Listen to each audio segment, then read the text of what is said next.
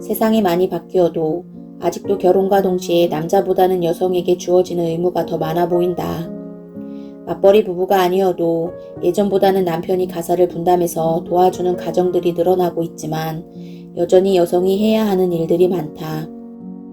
육아를 신경 써야 하고 시댁에 무슨 일이 생기면 당연히 가봐야 하고 명절이나 제사 또한 피해갈 수 없는 일이다. 그러다 보니 누군가의 도움 없이는 직장 생활은 어렵기만 하고 특히나 며느리의 역할은 정말 버겁다 싶을 정도로 힘든 경우도 있다.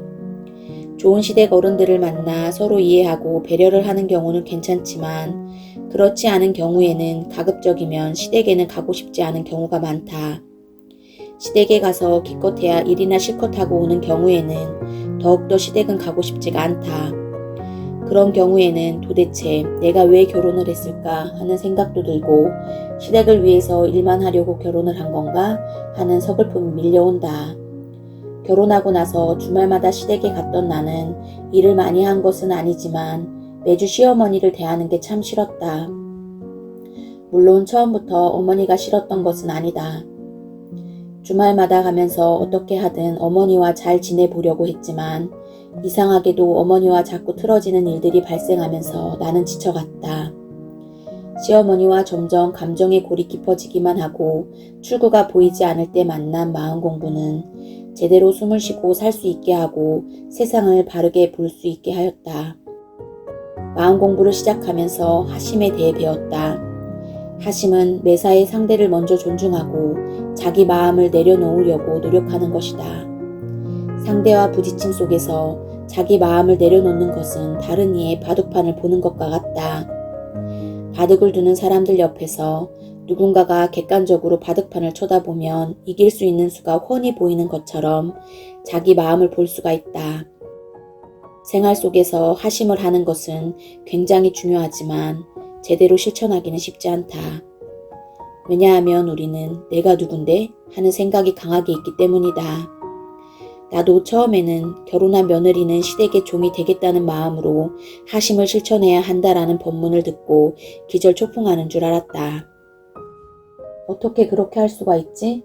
아무리 하심을 실천하는 것이 마음 공부를 하는데 중요하다 해도 굳이 그렇게 해야 하나? 차라리 안 하는 게 낫겠다. 그래도 나도 친정에서는 귀하게 자란 딸인데 내가 시댁에 가서 허드렛 일이나 하는 종이 되어야 하나? 적어도 그러려고 결혼한 것은 아닌데 하는 생각에 마음 공부에 대한 실망감을 느끼면서 이것은 고부간의 갈등을 해결할 수 있는 방법이 아니라고 생각했다. 하지만 그렇다고 해서 당장 다른 것을 할 수 있는 방법이 없었다. 이미 이런저런 방법을 다 해본 나로서는 더 이상 선택의 여지가 없었다.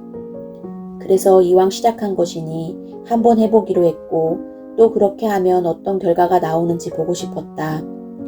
정말 행복해질 수 있는지를 확인해 보고 싶었던 것이다. 그런데 그 결과는 내가 상상했던 것 이상으로 훨씬 더 굉장했다. 아니, 경이로웠다.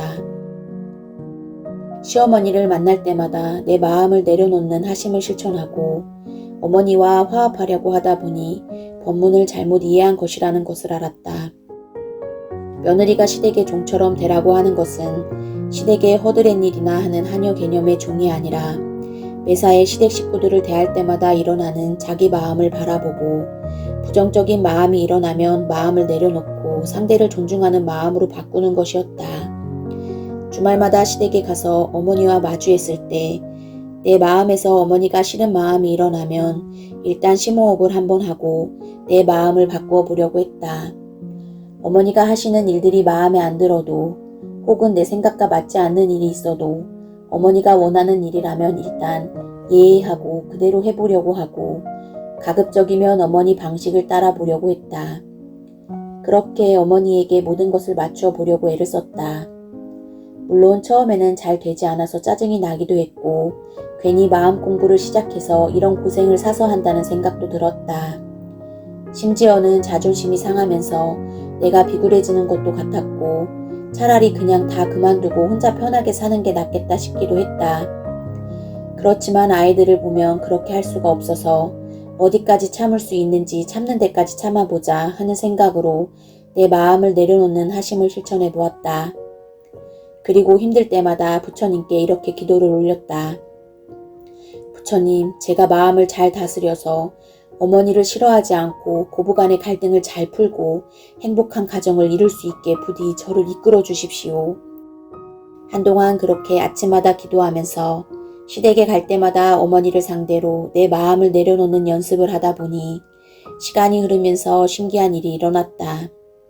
처음에는 참아보려고 하면 할수록 내 마음 속에서 상대를 싫어하는 마음, 미워하는 마음이 더 올라와서 힘들었는데 그래도 일단 참고 어머니가 원하시는 쪽으로 들어드리려고 이를 악물고 하다 보니 어머니를 향해 일으키는 내 마음이 보이기 시작했다. 그 마음 안에는 어머니보다 내가 무조건 옳다고 생각하는 마음, 어머니가 하시는 것을 아예 듣고 싶어 하지 않고 무시하는 마음 등이 보였다. 그렇게 예전에는 한 번도 보지 못했던 내 마음들이 보이면서 작은 깨달음이 나의 머리를 울렸다. 고부간의 갈등은 오로지 시어머니 때문에 일어난 것이라고 생각했는데 그게 아니었다. 잘못된 내 마음들이 보이면서 시어머니의 입장이 조금씩 이해가 되었고 어머니가 나쁜 분이 아니라 원래 그런 성격이셨구나 하면서 있는 그대로를 인정하고 이해해 보려고 노력했다. 그렇게 어머니를 상대로 하심을 실천하는 과정에서 나는 누군가와 갈등이 생겼을 때 상대를 전혀 포용하지 않으면서 관계를 개선하려는 것과 상대를 조금이라도 포용하려고 마음먹으면서 하는 것은 하늘과 땅처럼 다르다는 것을 알았다. 또한 내가 그동안 시어머니를 겉으로만 따르는 척했을 뿐 진심으로 대하지 못했고 매번 마지못해 어머니를 대했던 것을 알았다. 물론 결혼해서 만난 생명부지의 시어머니가 뭘 그렇게 살갑게 느껴질 수 있을까 싶지만 그래도 내가 사랑하는 남편을 낳아주신 어머니이기 때문에 감사한 마음만 있어도 그런 고부간의 갈등은 없었을 것 같다. 그렇게 나의 잘못된 마음들을 알아가면서 작은 것을 하나에도 어머니 입장에서 생각하고 어머니를 먼저 배려해 보려고 하자 신기하게도 멀게만 느껴졌던 어머니가 점점 내 곁으로 오시는 것이 느껴졌다. 하지만 원래 어머니는 처음부터 그 자리에 계셨고 내가 다가가지 않으려고 했던 것뿐이었다.